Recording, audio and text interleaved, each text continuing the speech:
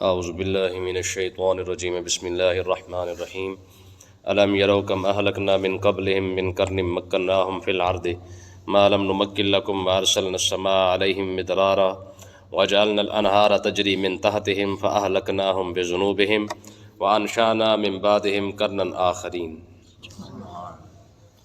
پچھلی آیتوں کے اندر اللہ تبارک و تعالیٰ نے اپنی قدرت، اپنا علم، یہ سارا کچھ بیان فرمایا۔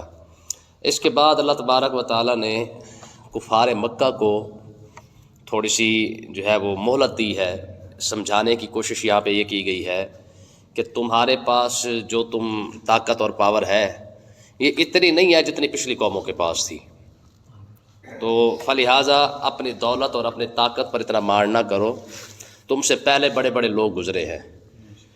تو ذرا اس آیت کو دیکھیں، فرمایا الم یروا کم اہلکنا من قبلہم، فرمایا کیا ان کفار مکہ نے یہ نہیں دیکھا، کم اہلکنا من قبلہم، ان سے پہلے من قرن کتنی ہی بستیاں ہیں، اہلکنا کم اہلکنا جن کو ہم نے ہلاک کر دیا۔ یہ کفار مکہ جب جاتے تھے نا یمن کی طرف، شام کی طرف، جب یہ راستے سفر کرتے تھے تو راستے کے اندر یہ کھنڈرات وغیرہ سارے دیکھتے تھے، ٹھیک ہے جی۔ آقا علیہ الصلوۃ والسلام نے ارشاد فرمایا جب تم عذاب الہی والی جگہ سے گزرے تو اپنے سر کو ڈھانپ کر اور روتے ہوئے گزر جاؤ، ایسا نہ ہو کہ تمہارے اوپر جو ہے وہ اثرات اس کے پڑ جائے۔ آقا علیہ الصلوۃ والسلام ایک جگہ سے گزر رہے تھے تو گزرتے ہوئے آقا علیہ الصلوۃ والسلام نے ارشاد فرمایا کہ یہ جگہ ہے، یہاں پر کوئی بھی شخص نہ جائے، ٹھیک ہے، اور اس کی طرف مڑ کے بھی نہ دیکھے۔ تو ایک شخص جو ہے وہ اس کی طرف چلا گیا تو ہوا نے اس کو اٹھا کے پتہ نہیں کہاں دے مارا، واپس نہیں آیا، ٹھیک ہے۔ تو یہ ایک طریقہ ہے۔ آج تو ہماری جو لوگ جو نا پکنک منانے جاتے ہیں، ٹھیک ہے جی، آپ دیکھ لیں یہ جو قلعے ہیں، یہ جو کھنڈرات بن چکے ہیں، یا جو کچھ معاملات سارا ہو چکا ہے، تاریخ ہے نا ہماری، ٹھیک ہے جی، یہ ہماری سیرگاہ بن چکی ہے۔ حالانکہ یہ وہ جگہ تھی جہاں سے عبرت حاصل کی جا سکتی تھی کہ اگر اتنے بڑے بڑے بادشاہ جنہوں نے اتنے بڑے بڑے محل بنائے ہیں، اگر وہ یہاں نہیں رہے تو پھر ہم نے بھی کون سا رہنا ہے۔ تو اللہ تبارک و تعالیٰ نے یہاں پہ کفار مکہ کو جو ہے وہ ارشاد فرمایا کہ الم یروا، کیا انہوں نے نہیں دیکھا، کم اہلکنا من قبلہم من قرن، ان سے پہلے کتنی ہی بستیاں ایسی گزری ہے، قومیں ایسی گزری ہے جن کو ہم نے ہلاک کر دیا ہے۔ مکناہم فی الارض ما لم نمکن لکم، جو زمین کے اندر جو طاقت اور قوت انہیں دی گئی تھی، ما لم نمکن لکم، تمہیں وہ طاقت نہیں دی گئی ہے۔ جیسے قوم عاد ہے جی، قوم سمود ہے، ٹھیک ہے جی، کتنے بڑے بڑے یہ لوگ تھے یار، جو مطلب ہے کہ قد کے لحاظ سے بھی اخیر تھی ان پر، طاقت کے لحاظ سے بھی کمال تھے، پھر سب سے بڑی بات دیکھیں بیمار بھی نہیں ہوتے تھے، صرف مرنا ہی ہے انہوں نے، ٹھیک ہے۔ ہمارے تو کبھی سر درد تو کبھی ڈیڑھ درد شروع ہو جاتا ہے، ٹھیک ہے جی۔ تو لیکن وہ لوگ کیسے تھے کہ نہ انہوں نے بیمار ہونا، نہ انہیں کوئی تکلیف ہونی ہے، نہ انہیں کوئی پریشانی ہونی ہے، انہوں نے صرف اور صرف مرنا ہوتا تھا بس۔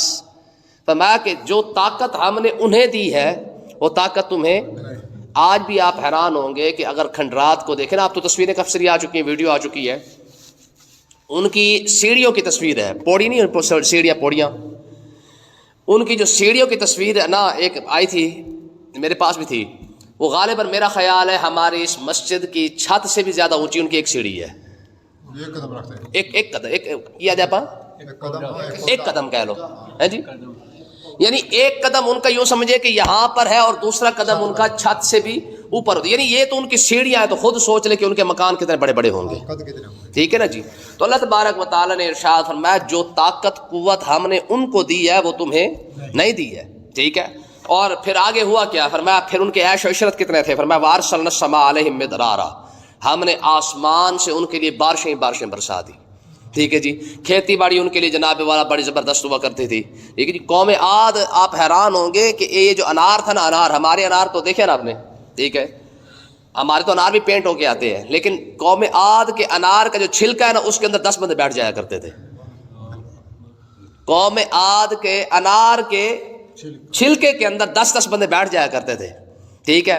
اور ان کا جو گندم کا جو دانہ تھا نا، وہ ہاتھی کے کان سے زیادہ بڑا تھا، کوئی سوچ سکتا ہے وہ کیا بلا ہوں گے۔ 80 با، عربی کے اندر تو یہ کہتے ہیں 80 با ان کے قد تھے، ٹھیک ہے جی۔ تو بہرحال اللہ تبارک و تعالیٰ نے ارشاد فرمایا وارسلنا السماء علیہم مدرارا، ہم نے ان پر بارشیں برسائیں اور ان کی کھیتی باڑی بہت زیادہ ہوتی تھی۔ اور دوسرا کیا کیا، فرمایا وجعلنا الانہار تجری من تحتہم، ہم نے جناب اللہ ان کے لیے نہریں بہا دی، پانی ان کے لیے کر دیا تھا، یعنی پانی جو تکلیف والا نہیں، یہ نہریں ہم نے ان کے لیے اتنی بہا دی تھی، زمین اور آسمان سے ان کے لیے جو کچھ نعمتیں مل سکتی تھی ہم نے ساری کی ساری انہیں عطا فرما دی. ٹھیک ہے جی، پیسہ آ گیا، محلات بن گئے، اور اس کے بعد جناب عیش و عشرت کی بہتات ہو گئی. تو ہوا کیا؟ تو ظاہر ہے پھر پیسہ آنے کے بعد کیا ہوتا ہے؟ ٹھیک ہے جی، تو پھر جب گمراہ ہوئے تو اللہ تبارک و تعالیٰ نے ارشاد فرمایا فَأَهْلَكْنَاهُمْ بِذُنُوبِهِمْ، ہم نے ان کے گناہوں کی وجہ سے پھر ہم نے ان کو بھی ہلاک کر دیا. تو اس کا مطلب کیا ہے کہ پیسہ کامیابی کی دلیل نہیں ہے. ہماری قوم کے اندر یہ بہت بڑی مصیبت ہے، وہ سمجھتے ہیں کہ جس کے پاس پیسہ نہیں شاید اس پر رب زیادہ راضی ہے، اور جس کے پاس پیسہ نہیں ہے اس پر رب راضی نہیں ہے. اور یہی وجہ ہے کہ یہ جو لڑنے کے انگریز ہیں نا ہمارے ہاں، یہ بھی صرف اور صرف یورپ کو کیوں پسند کرتے ہیں؟ آپ دیکھیں جب بھی بات کریں گے امریکہ ترقی کر گیا، برطانیہ ترقی کر گیا، فلانا ترقی کر گیا، کیوں کہتے ہیں؟ یہ صرف اور صرف ان کی اس ٹیکنالوجی سے، ان کے اس جدید ہتھیاروں سے، ان کے پیسے کی وجہ سے، ان کی کرنسی کی وجہ سے ان سے ذرا متاثر ہے. تو اللہ تبارک و تعالیٰ نے ارشاد فرمایا پہلے تو ہم نے ان کو عیش و عشرت دی، پہلے ہم نے ان کے جناب اعلیٰ خوشحالی ان کو دی، پھر جب خوشحالی کے بعد جب انہوں نے رب کو نہیں مانا نا تو فَأَهْلَكْنَاهُمْ بِذُنُوبِهِمْ، تو پھر ہم نے کیا کیا؟ ان کے گناہوں کی وجہ سے پھر ہم نے ان کو ہلاک کر دیا. اگر پیسہ کامیابی کی دلیل ہوتی تو پھر قارون کبھی بھی ہلاک ہو کے نہ مرتا ہے نا جی. جس کے دیکھیں جس کے خزانے کی چابی بھی 40 اونٹ اٹھاتے ہو، ٹھیک ہے، کوئی سوچ سکتا ہے اس کے پاس کتنا پیسہ ہوگا.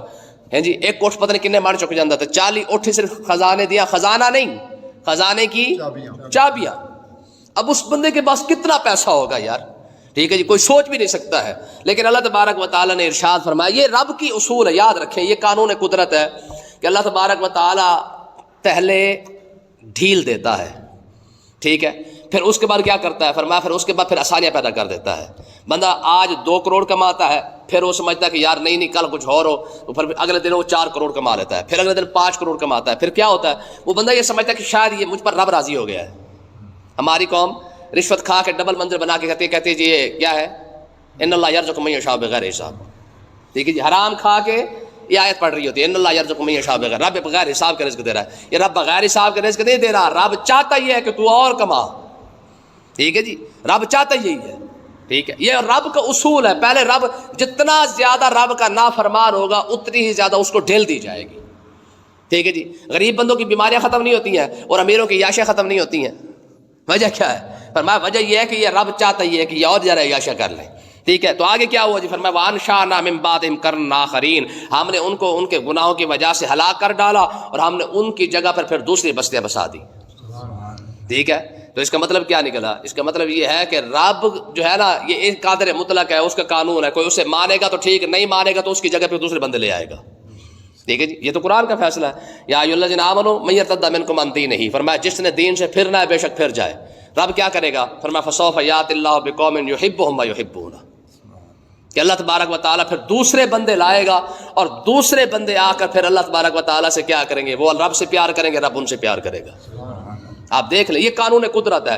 اگر کوئی شخص دین سے محبت نہیں کرتا نا تو اللہ تبارک و تعالیٰ اس کے نہیں بلکہ اس کی جگہ پر کوئی دوسرے بندے کھڑے کر دیتا ہے. دیکھ لیں، یہ فلسطین کی آج سارے خاموش ہیں نا. ٹھیک ہے جی، سب گنگے بن کے بڑے ہوئے ہیں، نہ پاکستان مدد کر رہا ہے نہ دوسرے مدد کر رہے ہیں، پورے اسلامی ممالک نہیں مدد کر رہے ہیں. کیا خیال ہے رب نہیں کرے گا؟ کوئی نہ کوئی ایسا کھڑا کرے گا. آپ دیکھ لینا کہ جناب اینٹ سے اینٹ بچ جانی، کیونکہ یہ سرکار کا فرمان ہے کہ یہودی نے مٹ کے رہنا ہے، یہودی نے ختم ہونا ہی ہونا ہے. ہاں، رب ہم سے ضرور پوچھے گا کہ تم کیا کرتے رہے ہو. پھر حاجی صاحب، نمازی صاحب، علامہ صاحب، قاری صاحب، جنرل صاحب، جج صاحب سارے انشاءاللہ کھڑے ہوں گے. سمجھ آئی نا؟ یہ تو رب پوچھے گا نا یار. اگر ایک بندے کا حساب نہیں دیا جا سکتا تو فلسطین کے اندر آپ کو پتا ہے رات انہوں نے ہسپتال پر حملہ کر کے 500 بندہ مار دیا ہے، ہسپتال پر مارا ہے. ٹھیک ہے، آپ دیکھ لیں، ہم مذمت کرتے ہیں، لاکھ دی لعنت ہے تمہاری مذمت پر بھی. ٹھیک ہے جی، اور کیا کرتے ہیں ہمارے جو ہے نا یہ پھدکنے والے جہاز نہیں ہوتے، یہ جو دن آتے ہیں نا کیا کرتے ہیں جناب، جہاز یوں جا رہا ہے، پٹھا جا رہا ہے، سیدھا جا رہا ہے، پھر کیا کرتے ہیں؟ کیا ہے جی، ہم مذمت کرنے کے لیے تیار ہیں، ہم دفاعی لحاظ سے مضبوط ہیں. ہم نے تمہارے دفاع کا کرنا کیا ہے؟ کشمیر کی مدد تم نہ کر سکے، فلسطین کے لیے تم مذمت کرتے پھر رہے ہو، تو ہم نے تمہارے ان جہازوں کے پٹھے سیدھے ہونے کا کیا کرنا ہے؟ ہیں جی ایک لطیفہ ہے، کہتے ہیں کہ وہ ایک بندے کا رشتہ چلا گیا پائلٹ کا. ٹھیک ہے نا جی، لڑکی والوں کے ہاں، لڑکی والوں نے پسند کر لیا، انہوں نے دعوت دی، انہوں نے کہا لڑکی والوں کو کہا بھی تم بھی آ کے دیکھ لینا. تو انہوں نے کہا جی ہم تو پھر پائلٹ صاحب کو دیکھیں گے کہ وہ کیا کرتا ہے. وہ جب آئے نا تو پائلٹ نے کہا بھی ظاہر میرے سسرال بننے والے ہیں، وہ آئے ہوئے دیکھنے والے، تو انہوں نے جناب والا جہاز کو اڑا کے پٹھا کیا، سیدھا کیا ہے جی، کلا بازیاں ساری کی، ٹھیک ہے۔ جب وہ نیچے اتر کے آ رہا تو کوشش تو اس بات پہ تھا نا ظاہر میری ساس مجھے شابش شابش دے گی، تو ساس نے کیا انہوں کا پتر گال کوئی گال نہیں، تو اڑائی رکھ کدی تو کدی سیدھا اڑا ہی لیں گا نا، ٹھیک ہے نا جی۔ تم صرف خالی اڑاتے ہی رہو، کدی تو کدی تمہیں یاد آ ہی جائے گا نا، ٹھیک ہے جی۔ فلسطین دیکھو جی، بیت المقدس کا دفاع تم نہیں کر سکتے، ہم نے تمہارے دفاع کا کیا کرنا ہے؟ کشمیر تمہارے ہاتھوں سے چلا گیا، ہم نے تمہاری ٹریننگ کا کیا کرنا ہے؟ ٹھیک ہے جی۔ طیب اردگان بھی کہتا ہے ہم جناب والا مذمت کرتے ہیں، ایران کہتا ہے ہم مذمت کرتے ہیں، ترکی کہتا ہے ہم مذمت کرتے ہیں، پاکستان کہتا ہے ہم مذمت کرتے ہیں۔ اگلوں نے کیا کیا ہے؟ پورا کا پورا ترکی مطلب ایک شام اڑا کے رکھ دیا ہے۔ میں آپ کو بتایا تھا نا، کمزور قوم ہمیشہ مذمت کرتی ہے، طاقتور مذمت نہیں کر۔ 10 دن ہو گئے یار فلسطینی شہید ہو رہے ہیں، ہماری قوم کہتی ہے ہم تو مذمت کرتے ہیں، ہم دعاؤں میں جناب والا ساتھ ہیں، ہم فلسطین کے ساتھ۔ تو کس چیز کا ساتھ ہے بھائی؟ ایک فلسطینی نوجوان شہید ہوتے ہوئے کہا، انہوں نے کہا ہمیں تمہاری دعاؤں کی ضرورت نہیں ہے، اپنی دعائیں اپنے پاس رکھو، یہ اس نے کہا ہمیں تمہاری دعاؤں کی ضرورت نہیں ہے، ٹھیک ہے۔ اور حقیقت میں آپ کو کہہ رہا ہوں، خدا کی عزت کی قسم، جتنی رب کی بارگاہ اقدس کے اندر اس وقت مسلمان ذلیل ہے نا، رب کی بارگاہ اقدس میں اس وقت کوئی بھی نہیں ہوگا۔ عزت والے کی دعائیں رب قبول فرما لیتا ہے، ذلیل قوم کی کبھی دعائیں رب قبول نہیں کرتا ہے۔ ایک طرف سے بندے دیکھیں نا، انہوں نے پانی بند کر دیا ہے، انہوں نے جناب اللہ کھانے پینے کی چیزیں ساری بند کر دی ہیں، ہماری قوم کہتی ہے یا اللہ فلسطین کی مدد فرما۔ میں نے آپ کو حدیث پاک سنائی تھی نا کہ موسیٰ علیہ السلام نے اللہ کی بارگاہ اقدس میں عرض کی کہ پروردگار میری قوم کے لوگ دعا مانگتے تو قبول کیوں نہیں کرتا؟ تو اللہ تبارک و تعالیٰ نے فرمایا موسیٰ اپنی قوم سے کہا کہ مجھ سے دعا نہ مانگا کرے، یہ جب دعا مانگتے میں ان پر لعنت بھیجتا ہوں۔ یار حیران کن حدیث ہے، فرمایا یہ مجھ سے دعا مانگتے ہیں، میں ان پر کیا کرتا ہوں؟ لعنت بھیجتا ہوں۔ کہ مالک کیا وجہ ہے کہ یہ دعا مانگ رہے تو ان پر لعنت بھیج رہا ہے؟ فرمایا اس وجہ سے کہ ظالم جب مجھ سے دعا مانگتا ہے نا تو ظالم پر دعا مانگنے کے بعد رب اس پر لعنت ہی بھیجتا ہے۔ اسرائیل تو ظالم ہے ہی نہیں، اسرائیل ظالم ہے، سوال ہی پیدا نہیں ہوتا ہے، ظالم ہم ہیں، سمجھے نا؟ حین سکت اہل الحق عن الباطل توہم اہل الباطل انہم علی الحق، یہ مولا علی کا قول ہے۔ فرمایا کہ جب سچا بندہ خاموش ہو جاتا ہے نا، جھوٹا سمجھتا ہے کہ میں سچا ہوں۔ اسرائیل ظالم نہیں ہے۔ یہ ایک بڑی خوبصورت بات ایک بندے نے کی ہے، اس نے کہا جی آج قوم دعا مانگ رہی یا اللہ ابابیل بھیج اسرائیل کو برباد کر جائے۔ اس نے کہا خدا کی قسم اگر آج رب ابابیل بھیج دینا، کبھی بھی ابابیل یہودیوں پر کر نہیں برسائیں گے، مسلمانوں پر برسائیں گے، ٹھیک ہے نا جی۔ یہ میں آپ کو پہلے بھی بتایا تھا کہ ہلاکو خان نے جب حملہ کیا نا مصر پر، تو ہلاکو خان کی جب فوج بالکل مصر کے اوپر آ گئی تو اس وقت مصر کا گورنر نکلا باہر جنگ کرنے کے لیے۔ جب جنگ کرنے کے لیے باہر نکلا تو عین جنگ کے موقع پر ہلاکو خان سامنے کھڑا تھا، ٹھیک ہے جی۔ اس نے اس وقت عراق کی بات تھی، غالباً عراق کی بات تھی، اس وقت عین موقع پر مصر کے عراق کے گورنر نے کہا تھا، اس نے کہا بھی میں ہلاکو خان کے ساتھ جنگ نہیں کرتا۔ اس نے کہا ہوا کیا ہے؟ اس نے کہا یار ہلاکو خان کی فوج کے اوپر فرشتے کھڑے ہوئے ہیں۔ انہوں نے کہا یہ مسلمان ہم کلمہ پڑھنے والے ہم فرشتے ان کے ساتھ ہیں۔ فرمایا ہاں ہلاکو خان کی فوج کے ساتھ کون ہے؟ فرشتے ہیں۔ کہا فرشتے ہلاکو خان کی فوج کو کہہ رہے ہیں، کہتا ہے یا ایھا الکافرۃ اقتلوا الفاجرہ، ماؤ کافروں ان گندے مسلمانوں کا قتل کر دو، ہمیں ان کی ضرورت نہیں ہے۔ خدا کی قسم ہے اس وقت اگر کوئی مفتی ایمانداری سے فتویٰ دے، اس وقت نہ مسلمانوں کی نمازیں قبول ہے نہ ان کی دعائیں قبول ہے، ٹھیک ہے جی۔ ہمسایہ مر رہا ہو، بندے کی نماز قبول نہیں ہوتی ہے، یہاں تو بیت المقدس کو مطلب ہے کہ ختم کیا جا رہا ہے اور ہماری نمازیں قبول ہو جائیں گی، سوال ہی پیدا نہیں ہوتا۔ سوچے بھی بندہ کوئی نہ کہ ہمارے سارا کوئی قبول ہو جائے گا۔ تو اللہ تبارک و تعالیٰ نے ارشاد فرمایا وانشأنا من بعدہم قرنا آخرین، جب لوگوں نے نبیوں کی بات نہیں مانی نا تو اللہ تبارک و تعالیٰ نے ایسی بستیوں کو برباد کر کے پھر وہاں پہ کیا کیا ہے؟ دوسرے بندے لے آیا ہے۔ اور انشاءاللہ آپ دیکھیے گا اگر ہم نہیں کھڑے ہو سکتے نا بیت المقدس کے ساتھ، رب ایسے لوگ کھڑے کرے گا جن کے ہماری تو ضرورت ہی کوئی نہیں نا، ہماری ضرورت ہی کوئی نہیں ہے۔ رب ایسے بندے کھڑے کر کے جو اللہ تبارک و تعالیٰ کا دین ہے نا، دین یہ ہمیشہ غالب رہے گا۔ آقا علیہ السلام نے ارشاد فرمایا کہ مسلمانوں پر ایسا وقت بھی آئے گا کہ جب یہ یہودیوں پر حملہ کریں گے تو یہودی اگر کسی درخت یا کسی پتھر کے پیچھے بھی چھپے گا نا تو یہودی کو وہ چھپنے والے کو وہ پتھر بھی بول پڑے گا، مسلمان کو کہے گا کہ اے مسلمان میرے پیچھے یہ یہودی چھپا ہوا ہے کہ اس کو مار۔ درخت بول پڑے گا کہ اے مسلمان میرے پیچھے یہ چھپا ہوا ہے، یہ مسلمان یہودی چھپا ہوا ہے آ کے اس کو مار۔ کیا خیال وہ ہم ہوں گے؟ سوال ہی پیدا، سوچے بھی کوئی نہ کہ ہم ہوں گے۔ یہ کھری بات ہے، ہم حقیقت ہے اس کو سمجھنے کے لیے تیار نہیں ہے، وگرنہ اصل سچ یہی ہے۔ یہ کیا ہے؟ یہ اصل سچ ہے، ہم تو سننے کے لیے تیار ہی کوئی نہیں ہے اس کو۔ آگے دیکھیں جی دلیلیں کیسی مانگی جاتی ہیں۔ اللہ تبارک و تعالیٰ نے آگے ارشاد فرمایا وَلَوْ نَزَّلْنَا عَلَيْكَ کِتَابًا فِي قِرْطَاسٍ. ذرا کفار مکہ کا رویہ دیکھیں اور ہماری حالت دیکھیں. اللہ تبارک و تعالیٰ نے ارشاد فرمایا کہ نضر بن حارث نے نا آقا علیہ الصلوۃ والسلام کی خدمت میں عرض کی یا رسول اللہ اگر آپ اللہ کے رسول ہیں نا تو آپ ایسے کریں آپ کتاب کاغذ کی صورت میں قرآن کو کتاب کی صورت میں لے آئیں, ہم اس کو ہاتھ لگائیں گے, ہم کتاب کو چھوئیں گے, ہم اس کے بعد جو ہے وہ پھر آپ پر ایمان لائیں گے, پر کتاب بھی 4 فرشتے لے کر آئے پھر ہم مانیں گے, اس کے بعد ہم نہ مانیں, اس کے علاوہ ہم نہیں مانیں گے. تو اللہ تبارک و تعالیٰ نے ارشاد فرمایا وَلَوْ نَزَّلْنَا عَلَيْكَ کِتَابًا فِي قِرْطَاسٍ, اے میرے محبوب اگر ہم آپ پر کتاب کی صورت میں بھی قرآن نازل کر دیں فَلَمَسُوهُ بِأَيْدِيهِمْ, اور یہ اس قرآن کو اس کتاب کو اپنے ہاتھوں سے چھو بھی رہے ہوں, لَقَالَ الَّذِينَ كَفَرُوا إِنْ هَذَا إِلَّا سِحْرٌ مُبِينٌ, تو کافر لوگ یہی کہیں گے, پھر بھی یہی کہیں گے یہ کھلا جادو ہے.